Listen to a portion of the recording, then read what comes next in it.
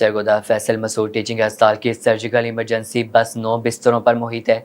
45 लाख से ज्यादा की आबादी वाला सरगोदा से बड़े बड़े मिनिस्टर रहे और बड़े बड़े आला अफसरान, लेकिन अस्पताल मुबजना गफलत का शिकार ही रहा।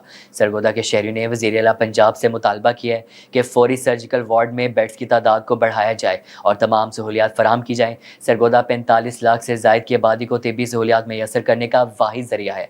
अस्पताल की सर्जिकल इमरजेंसी सिर्फ 9 बेड्स पर मुश्तमिल है। खुदा न हादसा कोई आफत आ जाए या नागहानी सूरत हाल हो जाए या 9 से ज़ायद मरीज आ जाएं तो मरीजों को बेड्स मैसर नहीं आते।